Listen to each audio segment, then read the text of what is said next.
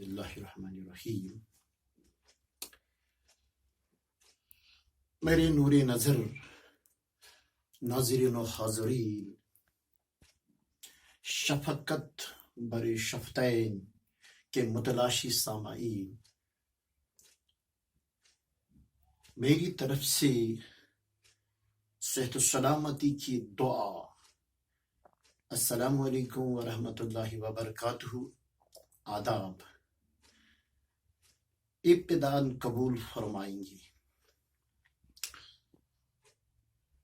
شفیق شاہ گرد اصحاب، آج آپ کے لیے میں نے جو موضوع منتخب کیا ہے، اس موضوع کے حوالے سے میں آپ کے چند لمحات چرانا چاہتا ہوں. امید ہے کہ آپ مجھے بخوبی موقع فراہم کریں گے اور ساتھ نبھانے کے لیے اپنے لمحات وقف فرمائیں گے. میرے اجرام فلکیات کے علوم حاصل کرنے والے طلاب، آج جو میں نے آپ کے لیے موضوع منتخب کیا ہے وہ ہے زبان اور ادب.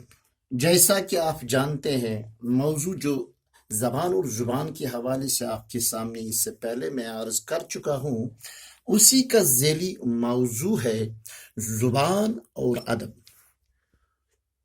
چونکہ زبان کی وضاحت آ چکی ہے، اب آج ہم نے ادب کے حوالے سے چند مؤدب الفاظ آپ کی نظر کرنے کی جسارت کر رہا ہوں.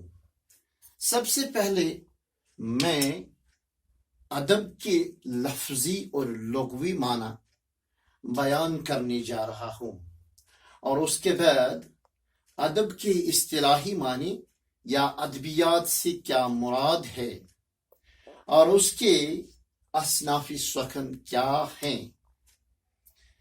ان اصناف میں الخصوص صنف نظم اور صنف نظر کے حوالے سے بات کرنی مطلوب ہے. چونکہ ادب کے ان اصناف سخن یعنی صنف شعر یا نظم کے اقسام اور صنف نثر کے اقسام جداگانہ بیان کرنے کے لیے بہت سے اوقات درکار اور ضرورت ہے. البتہ اجتماعی طور میں آپ کے سامنے ان دونوں کا مشترکہ طور ترتیب وار اور تدریجاً بیان کرنا مناسب سمجھتا ہوں. لیکن اس سے پہلے کہ ہم ادب کے حوالے سے، ادب کس چیز کا نام ہے، میرے آنچل میں آرستہ طالبات، ادب دراصل برتاؤ کا نام ہے جو بھی منفرد یا مجمل طور ہمارے معاشرہ میں صنف انسانیت ہے، جب بھی وہ اپنے دوسروں کے ساتھ شفقت برتا ہے، جب بھی وہ ان کے ساتھ محبت اور مودت سے پیش آتا ہے، اس کو ہم مؤدبانہ زبان اور انداز بیان کہہ سکتے ہیں. اسی طرح جب کوئی پسندیدہ طریقہ سماج میں سامعین اور ناظرین کو پسند آتا ہے، جس کی نقالی وہ کرنے جا رہا ہے، اس کو ہم ادب کہتے ہیں. اسی طرح جب کوئی شخصیت شائستگی کا ثبوت پیش کرے یا احترام انسانیت کے حوالے سے ہر ایک کے ساتھ بہترین القاب سے پیش آئے، تو ہم اس سے کہتے ہیں کہ یہ مؤدب آدمی اور شخصیت ہے. اسی طرح جب اپنے معاشرہ میں اپنے دوسرے طبقات کے ساتھ ہمدردی اور صحیح سلیقہ سے پیش آنے کی ہر وقت آمد رکھتے ہیں، استقبال پیش کرتے ہیں، تو سمجھتے ہیں یہ ادب ہے، یہ ادبیت ہے۔ اسی طرح باضابطہ اخلاق سے، جو ضابطۂ اخلاق ہم اپنے معاشرہ کو وقفاً اور اوقات میں الخصوص جب شاگرد اور استاد مابین محو گفتگو ہے تو اس وقت ہم ان مؤدبانہ الفاظ کا استعمال زیادہ کرنے کے لیے ہم کو تلقین کی جاتی ہے۔ اسی طرح جب انسان آدابی زندگی میں جو بھی آداب بروئے کار کام میں لاتا ہے، عمل آتا ہے، ان آداب پر چلنے کی ہمیشہ کوشش و جستجو کرتا ہے، تو ہم اس سے کہتے ہیں اس کی زندگی میں ادب اور ادبیت ہے۔ یہ ہے اس کے الفاظ جو میں نے اس کے لفظی اور لغوی معنی کی اعتبار سے آپ کے نظر اور آپ کے گوشوں کو پیش کرنے کی ضرورت۔ اب ہم ادب اصطلاحی معنی میں کس چیز کا نام دیتے ہیں یا پکارتے ہیں، یا ہمارے علماء، ہمارے سکالرز، ہمارے ماہر لسانیات نے ادب کے حوالے سے کیا کچھ کیا ہے، آئیے میں آپ کو اختصار کے ساتھ وہ پیش کرنا چاہتا ہوں۔ ادب دراصل علم زبان ہے جس میں قواعد و ضوابط مثلا نحو، صرف، لغت وغیرہ کے علاوہ نظم و نثر اور ان کے متعلقات کی تدریس اور توصیف بیان کی جاتی ہے۔ ادب طیب اس کا یعنی مطلب ہے سدھارنا، سنبھالنا، نکھارنا، یعنی ادب اصطلاحی معنی میں نظم و نثر کے ان متعلقات کی دوسری تشریح ہے۔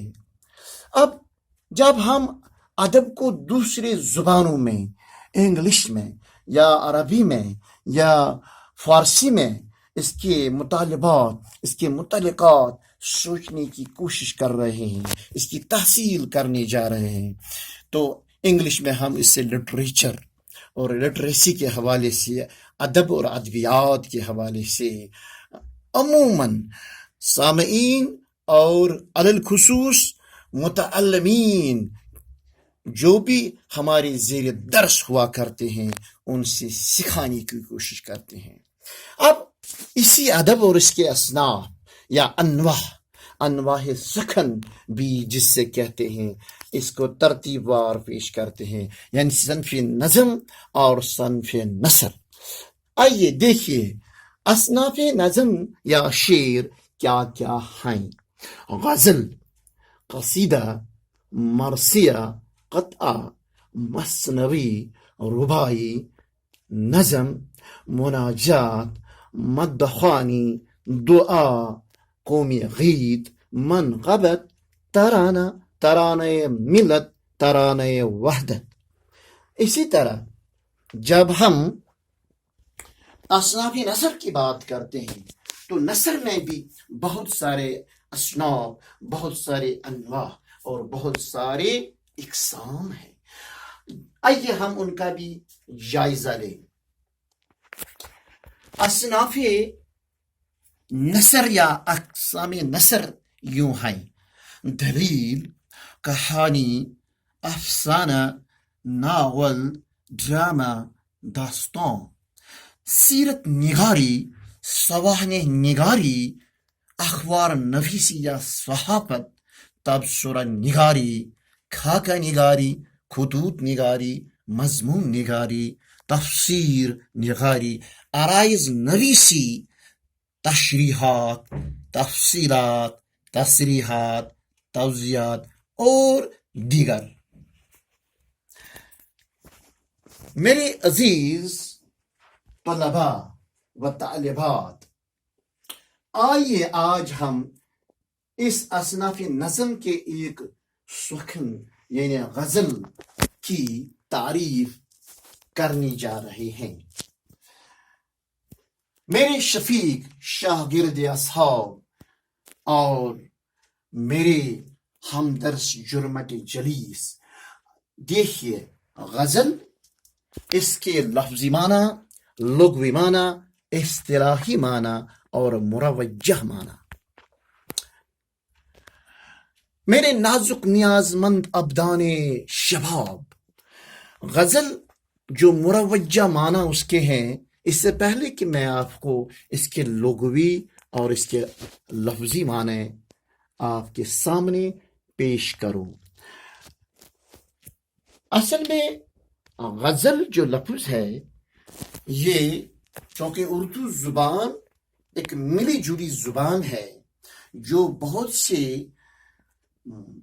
زبانوں کا ایک مجموعہ ہے، اس کا رسم الخط ہو یا اس کے الفاظ کا ذخیرہ ہو یا اس کے نحو صرف یا دوسرے اقسام بیان ہو، ان کا ہمیشہ اصل اوریجن مبادیات عربی، فارسی اور دوسرے ایشیا کے معتبر اور معروف زبانوں سے ہی ماخوذ ہے۔ غزل لفظ دراصل غزال یا غزالہ ہے۔ غزالہ عربی یا فارسی میں اس فرتیلی، حسین، نازک بدن ہرنی کو کہتے ہیں جس سے دنیا میں بالعموم اور وسطی ایشیا میں بالخصوص بڑے نازک، حلیم اور فرتیلا، چاک چوبند جانور سمجھا جاتا ہے۔ اس کی اس فرتیلا پن کو، اس کی اس حسن کو ہمیشہ ادیبوں نے، شعراء نے اپنا موضوع بنایا اور اسی کو مد نظر رکھتے ہوئے غزل کو گنوایا ہے۔ اور اس غزل کو گنانا دراصل اس کے حسن جمال، اس کے فرتیلا پن کی تعریف و توصیف بیان کرنا۔ تو جہاں تک لغوی اور مروجہ معنی غزل کے ہیں، اس سے متعلق ہمیشہ عام طور پر جو ہمارے علماء ادبا معنی سمجھتے ہیں وہ یہ سمجھتے ہیں کہ لفظ جو غزل ہے اس کا لغوی معنی یعنی لٹرل میننگ عورتوں کے متعلق باتیں کرنا یا عورتوں کی باتیں کرنا۔ اس سے پہلے کہ میں اس کی تھوڑی سی وضاحت کروں، آئیے تھوڑا اصطلاحی معنی بھی سماعت فرمائیں۔ اصطلاحی معنی غزل سے مراد ایسے تمام جنس یعنی وہ ایسے تمام مناظر فطرت جو حسین اور خوبصورت ہو، جو ہمیشہ ایک ادیب، ایک شاعر اپنے منظوم الفاظ میں آواز ان کو دیتا ہے، یعنی جو بنی نوا انسان کے لیے تسکین کا باعث بنے۔ گویا غزل سے مراد ایسے حسین مناظر قدرت، مناظر فطرت جو انسان کے جذبات کو ابھرنے کے لیے تیار کرے، جو انسان کے احساسات کو ایک راہ دے، جو اس کے محفوظ ضمیر کو پیش کرنے کے لیے تغزل کی صورت میں آواز آفرین ہو جائے۔ تو مجموعی طور لفظی، لغوی، اصطلاحی یا مروجہ معنی اس کے یوں ہے۔ غزل کی تعریف، غزل دراصل صنف نازک کی نزاکت پر ناز بیانی، شعوری شعاؤں کی اشاعت کا مطلب ہے۔ یعنی غزل صنف نازک کی نزاکت، صنف نازک سے مراد یہی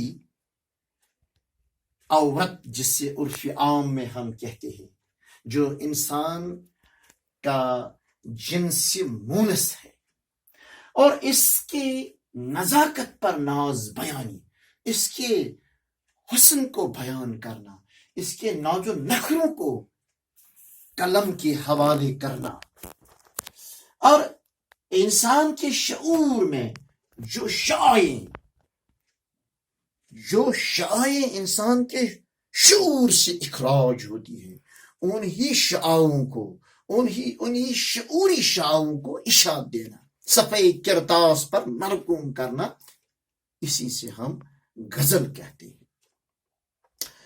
تو غزل دراصل ان مناظر قدرت اور حسین نعمت عظما، یعنی انسان کا ہم جنس اور ہم طبیعت مخلوق، جس سے ہم صنف نازک کہتے ہیں، اسی کی تعریف، اسی کی توصیف، اسی کے ناز و نخروں پر کچھ منظوم صورت میں پیش کرنے کو غزل کہتے ہیں۔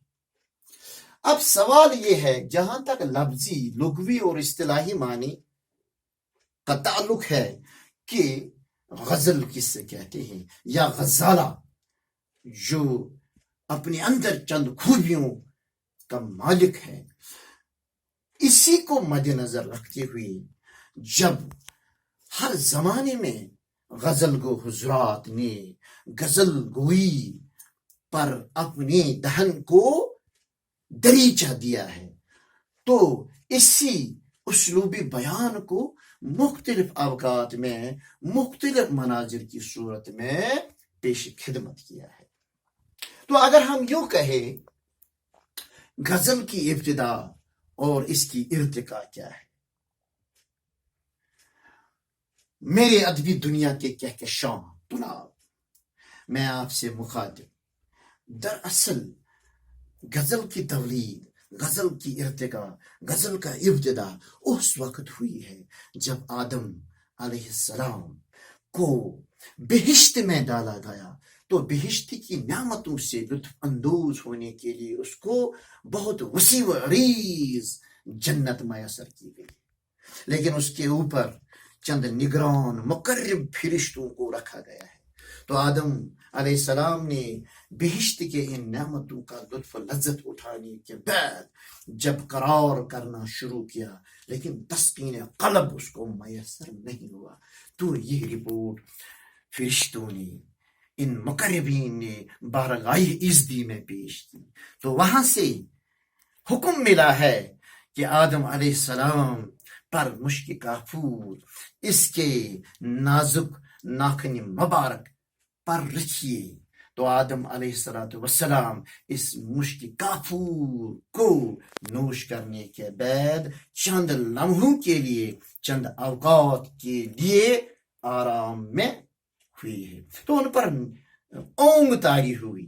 تو اسی اسنا میں ان مقرب فرشتوں نے اس کا سینہ مبارک، اس کا صدر جو ہے، یعنی اس کا صدر مبارک چاک کیا ہے، اس کے اس سینہ مبارک سے اس کا نرم و ملائم متحرک جو ٹکڑا اندر ہے، جسے ہم قلب کہتے ہیں، گو اس قالب سے قلب کو نکال کر اس کا ایک جزوے قلب الگ کیا گیا ہے۔ اس جزوے قلب کو بحکم کن فیکون، یعنی اللہ تعالیٰ نے جب حکم کیا ہے اس چھوٹے سے جزوے بدن کو کہ ہو جا، اور وہ ہو گیا۔ اذا اراد شیئا ان یخلق کن فیکون۔ تو آدم علیہ السلام کا شک صدر ہونے کے بعد اس کو چند لمحوں کے لیے جدا کیا، تو آدم علیہ السلام کو پھر مرہم کیا، اور جب وہ اس نیند اور اونگ سے طاری ہوا، اس کی روبرو اس کا ایک مخلوق ہے، اس کا ہم نفس ہے، ہم مزاج ہے، ہم جلد ہے، ہم رنگ ہے، ہم کلام بھی ہے، ہم گفتار بھی ہے۔ تو جو ہی اس کی نظر اس پر پڑی، تو اس کے دہن سے یک جنبش نکل گیا کہ حاضی نسوت، آہا کیا خوب نعمت عظما ہے، یہ وہ نعمت ہے۔ نسوہ در اصل نسیان سے ماخوذ ہے، مصدر ہے۔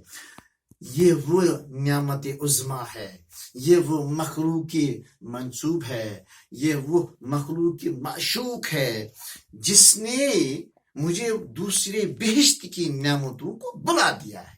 یعنی وہ نعمت جو دوسری نعمتوں کو بلا دینے والی ہے. تو سب سے پہلے میرے عزیز ہم درس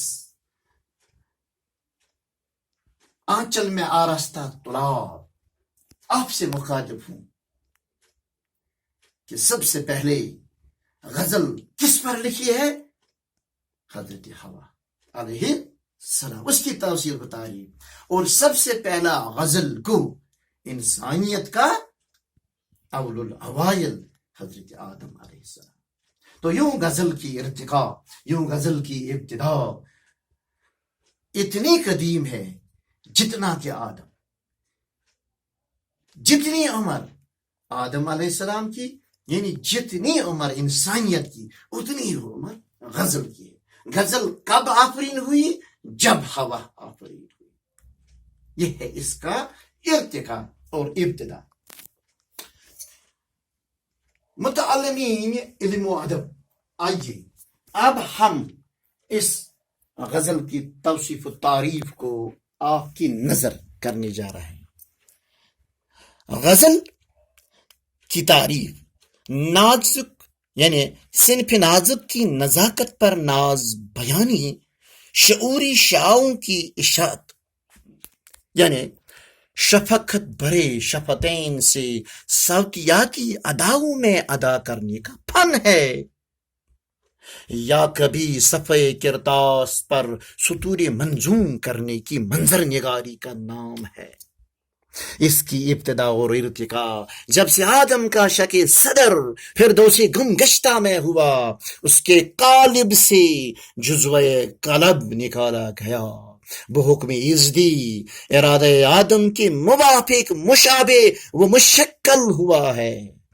آدم کی پہلی نظر جب اس پر پڑی تو یک جنبش اس کے قلب سے یہ صدا نکلی، حاضی نسوہ، یعنی یہ وہ ہم شکل، ہم شعور، ہم جنس، ہم مزاج، ہم جلد، ہم جسم و ہم جسد، ہم جمالو و ہم خال، منفرد متنفس سے با کمال ہے، جس نے آدم کی تمام تر توجہات و ترجیحات کو اپنی طرف متوجہ کیا ہے. یوں تمام دیگر باغ بہشتی کی نعمتوں کو بھول گیا، صرف اس کے اجزائے بدن اور نزاکتوں کی تعریف میں مگن ہوا ہے، اور اس کی اداؤں کی نقل اتارتا گیا، جب سے آج تک اسی کی ناز بیانی ناظرین کی نظر کرتا رہا ہے. آئیے میری ایجاز الاذہان طالبان متن اس غزل کی ترکیب کیا ہے، اس کی ترکیبی صورت بھی سماعت کریں. غزل کی ترکیب، سب سے پہلا مصرع اور مطلع جو غزل کو رقم کرتا ہے، اور پہلے دونوں مصرے اس کے ہم قافیہ اور ہم ردیف بھی ہوتے ہیں، اس سے بیت الغزل بھی کہتے ہیں.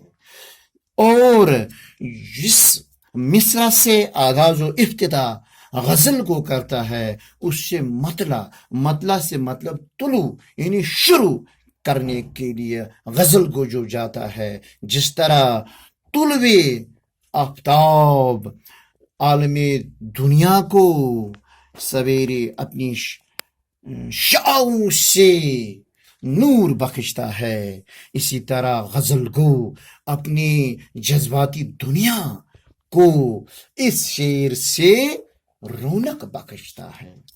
تو غزل کو جس شعر میں اپنا تخلص بیان کرتا ہے اس سے ہم مقطع کہتے ہیں.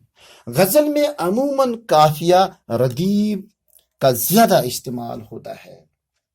قافیہ سے مراد وہ الفاظ جو مصروں کے آخر پر ہم وزن ہم صدا ہوتے ہیں.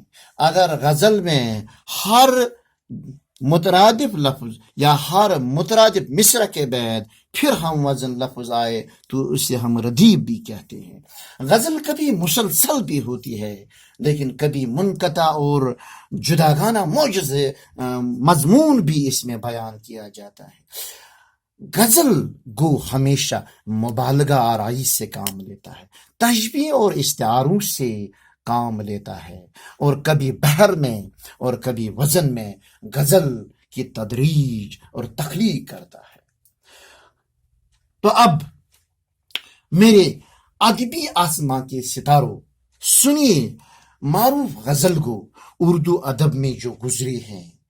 غزل کا آغاز اردو ادب میں محمد قلی قطب شاہ سے ابتدا مانا جاتا ہے، لیکن باضابطہ طور اس صنف پر قلم آزمائی کرنے کا شرف جس سے ملا ہے اسے ہم ولی دکنی کہتے ہیں۔ تو بادشاہ اردو غزل میں جو سب سے قابل تعریف شخصیت ہے وہ ہے میر تقی میر، جس نے اپنی غزل گوئی میں جوش، درد اور فطرت سے ہمیشہ کام لیا، جس نے غزل کے دامن کو وسیع کر دیا۔ اسی طرح محمد رفیع سعودہ، جس نے سود و غداد اور فطری مناظر کو غزل میں سما دیا، اور میر درد جس نے تصوف اور مذہب کو بھی غزل کا موضوع بنایا ہے۔ اسی طرح ذوق اور دوسرے اس کے ہم اثر غزل کو حضرات نے بھی اس کے قواعد اور اس کے محاورات کی بھی اس میں بنشیں لگائی، اور غزل گوئی کے دنیا کا جس سے ہم آفتاب کہتے ہیں، اس سے ہم مرزا اسد اللہ خان غالب کے تخلص سے جانتے ہیں، چونکہ غالب نے اس غزل میں تخیل آفرینوں کو اتنا بلند کیا ہے، نزاکت اس کی اتنی اونچی کر دی ہے کہ اس سے پہلے جو غزل گو حضرات ان سے چند قدم اور عروج کیا ہے۔ اسی زمانہ یا اس کے جو سابق اس کے آنے والے یعنی شعرا حضرات جو مانے جاتے ہیں ان میں مومن ہے، ان میں داغ ہے، اور اسی طرح 20ویں صدی کے جو معروف غزل گو حضرات مولانا الطاف حسین حالی، جس نے فطری مناظر، جس نے سماج سدھارنے کے لیے، جس نے سماج میں اصلاح کرنے کے لیے غزل کو استعمال کیا ہے، اور ان میں ایک اور قدم علامہ اقبال علیہ رحمہ، جس نے غزل کا دامن اتنا وسیع کیا ہے، اس نے قوم کے جذبات و احساسات اور قومی افتخار کو بھی غزل کا موضوع بھی بنایا ہے۔ اسی طرح فانی اور جوش اور حسرت اور جگر مراد آبائی دور حاضر جو ہمارے اس وقت یعنی میرے جو متعلمین علم و ادب ہے ان کے لیے میں پیش کرنا چاہتا ہوں۔ آج ہمارے جو مانی جاتے غزل کو حضرات ہے، ان میں میر غلام رسول نازکی ہے، تنہا انصاری ہے، ان میں فراق غورکھپوری ہے، حامدی کشمیری ہے، شوریدہ کشمیری ہے، اور دوسرے غزل گو حضرات۔ تو میرے نازک نیاز مند ابدان علم و ادب، آج میں نے آپ کے سامنے جو غزل کے حوالے سے چند کلمات، چند سطور پیش کیے ہیں، امید ہے کہ آپ ان کو ہمیشہ یاد رکھیں گے، اور ان کی یاد دہانی کے لیے انشاءاللہ العزیز ہم توقع رکھتے ہیں کہ ہم بھی انہی غزل کے الفاظوں سے یعنی غزل کی تعریف کے حوالے سے ایک دوسرے سے اور ہم کلام ہونے کی تمنا کریں گے۔ جب تک کے لیے اجازت، رخصت، شکریہ، السلام علیکم، آداب۔